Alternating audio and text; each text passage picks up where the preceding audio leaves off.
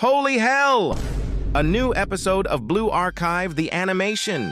This is so peak Kino Goat Raw swag. I expected nothing less from the adaptation of my favorite gacha game. Sasuga Studio Candy Box, Have My Children. I couldn't have said it better myself. Blue Archive the Animation Episode 4 has hit the world, and what an episode it was. This episode brought the anime debut of our resident normal girl Hifumi, and silly bank robbing antics ensued. While her time with the Abydos students and mass swimsuit game may have been short, I can never say no to some good-ass Hifumi content. She's part of my favorite club after all, though technically she isn't yet. This part of the story is one that both I personally and most fans of the game have been looking forward to seeing adapted, and for good reason. It's awesome. It is a big undertaking though, with the anime needing to adapt Volume 1, Chapter 1, Episodes 10, 11, 12, 13, 14, and 15 all in one anime episode. A lot of narrative rearrangements, reinterpretations, and source material cuts would need to be properly executed in order to keep the story segment contained within one 20-minute episode runtime, while still having a comprehensible and structurally sound plot. Given how I've lauded the anime's methods of adapting the story for the past couple episodes, it's no surprise that I think this episode took one of the better potential approaches to adapting this iconic story segment and keeping it within the confines of one episode.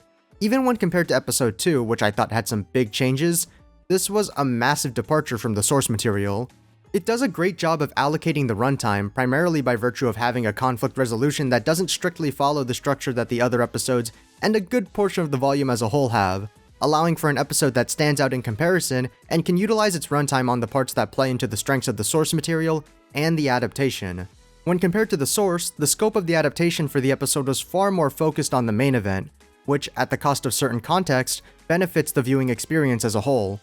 The main attraction of the segment, the bank robbery, was maintained, given the full spotlight, and given enough of a proper setup, from both the previous episode and the first half of this current episode. A lot of fat had to be trimmed, and what was trimmed was mostly exposition that was rearranged to fit elsewhere, and some of the more fluff slice of life and dialogue, which I can accept considering the constraints, and the fact that it still had a solid amount of good fluff in there. And one particular category of source material omission, on the other hand, not only felt reasonable to cut, but arguably made the episode better in relation to the adaptation itself. Notably, there was no combat scene in this episode. For the past 3 episodes, the third act had always had combat scenes, which I thought were alright, if a bit underwhelming.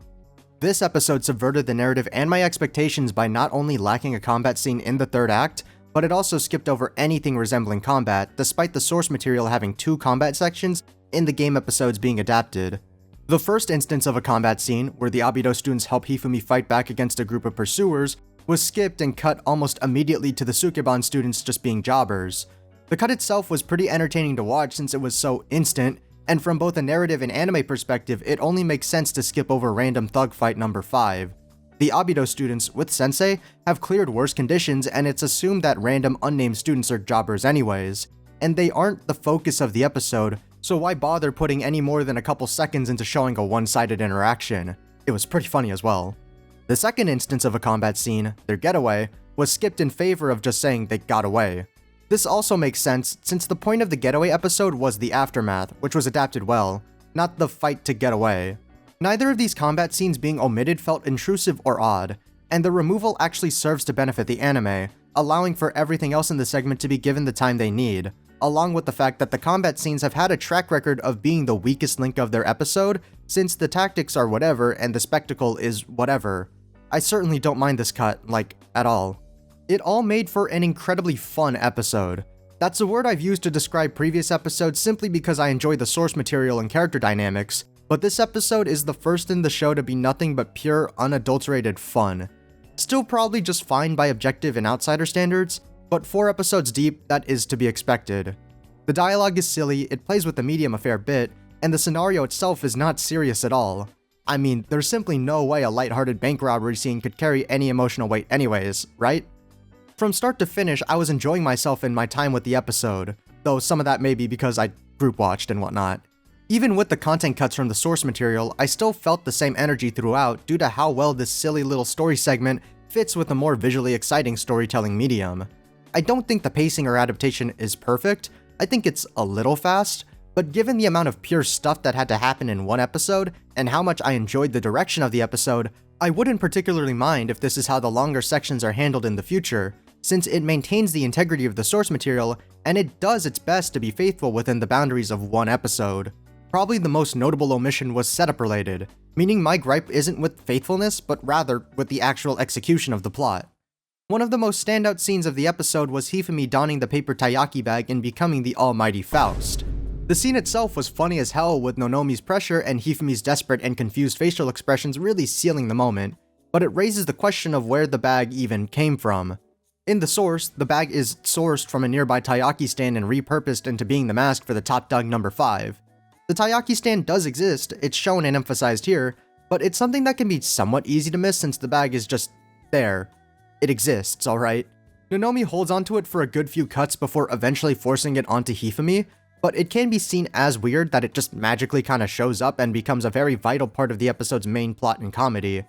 Especially since the setup with the bag occurs in the source way earlier, it's more direct, and it has more time to sit around.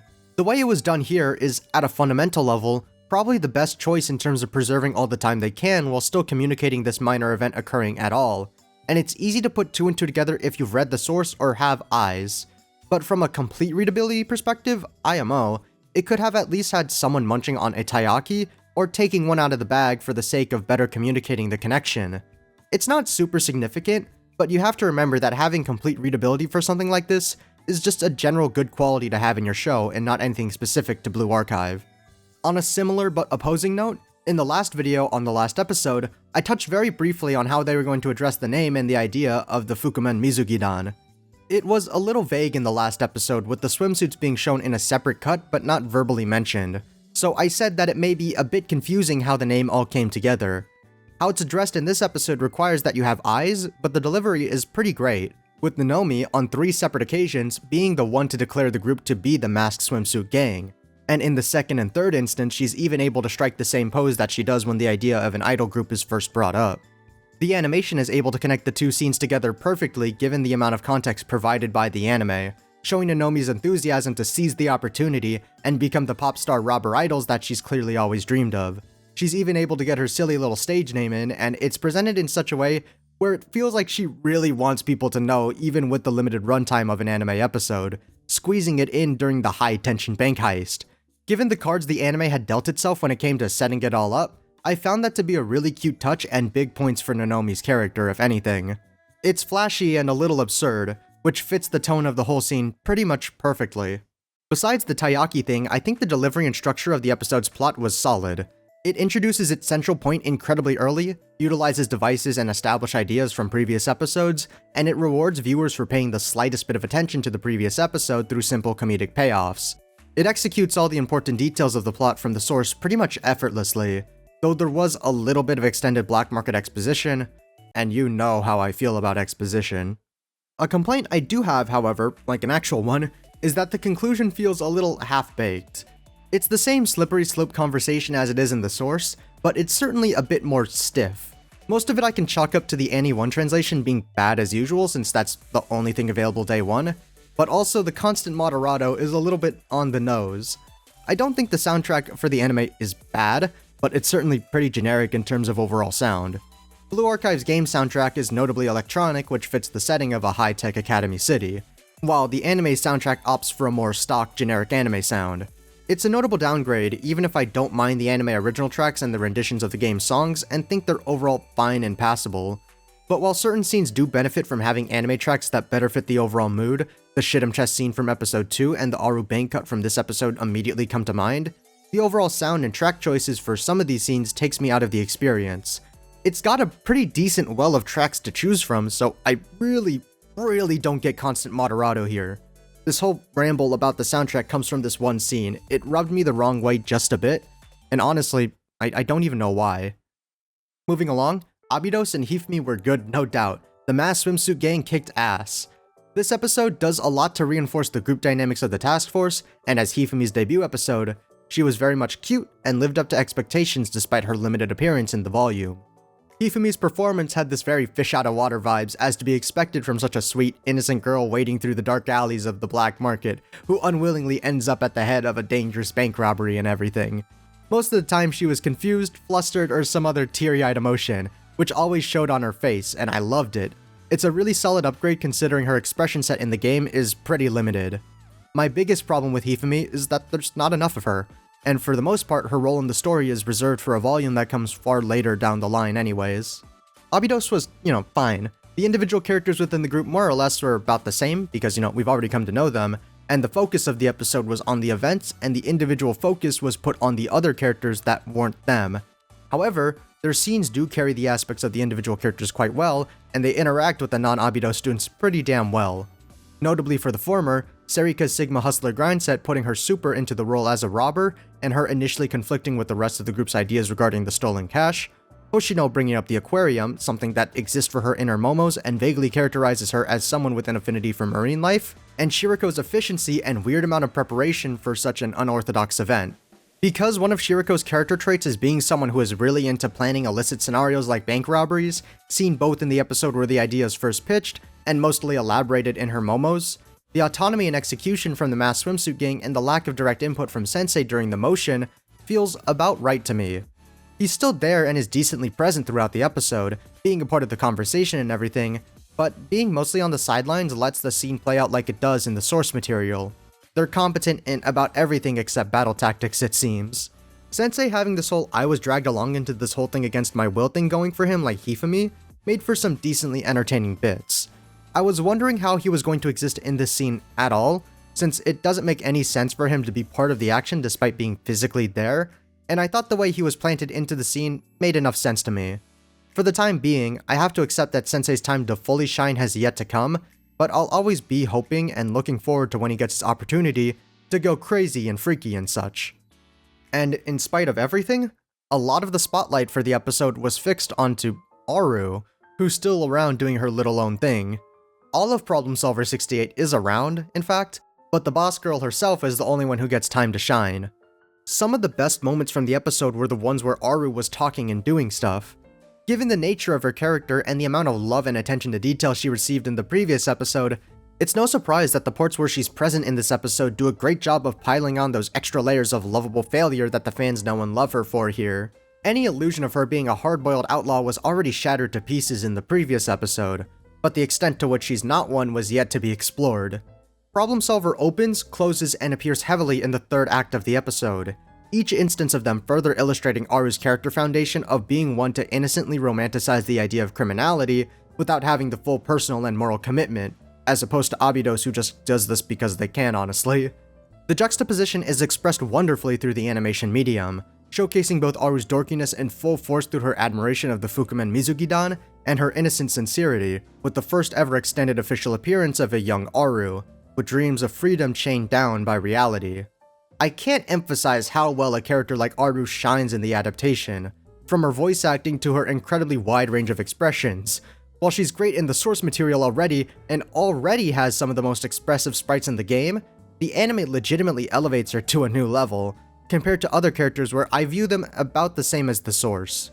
Though her time in the episode was relatively limited, but surprisingly long still, every scene that featured Aru made her character even better, though being stupid and lovable may just be the nature of her character. Minor thing before we wrap things up, but there was no post-credits preview this time around. It actually threw me for a bit of a loop. I was monitoring the runtime pretty closely on the first watch and was surprised when the ED played, with the runtime only having enough time left for the ED. I have been getting complacent, placing my predictions on the direction based on past experiences, only to have them completely shattered. Unfortunate, a disaster. Frankly, I feel betrayed. But there's not much I can do about it. I was hoping to catch a glimpse of the Prefect team, but I gotta wait for Sunday, damn it. To conclude, wrap things up, to summarize some other formal statement, this episode was quite good. It went against my expectations in terms of actual episode structure, and delivered an incredibly entertaining episode that was a blast to watch, since the actual happenings within the episode and character interactions were so good. It's absurd and kinda stupid, but that's what makes it great. It's a pretty good compliment to the source material, even with the drastic cuts and pacing choices made out of necessity, and brings along some pretty nifty parts of its own. Like I said, I wouldn't mind if this episode sets the precedent for the longer sections being adapted. It can be a bit unclear, but for the most part the studio knows to pick and choose what gets put into the episode from the source, and how to allocate the runtime to those specific sections. This show will never be a perfect adaptation, and as a read the source type guy, I will always say read the source. But what it's done so far from the perspective of acknowledging that it will never be perfect has been pretty decent and good, all things considered. Next episode, Problem Solver 68 gets into a world of trouble as the Prefect team descends onto the Abydos district out for blood. With so many characters in so little time, how this new section and these new characters will be handled is a mystery to me, especially since my expectations considering structure have been completely shattered. So let's once again hope that we get some good shit out of it either way. And that's about it from me. At it once again. I mainly focused on talking adaptation quality this time around since I was looking forward to this part of the story getting adapted for a while, and I was wondering how it was gonna flow. I think it was good, but you're free to disagree and leave your own thoughts below as per usual. I respond only sometimes, but I do take the time to read everything. It also helps the algorithm, and I'm on that hashtag small YouTuber grind set or some bullshit, I actually don't care. Anyways, let's close things out, you know the drill.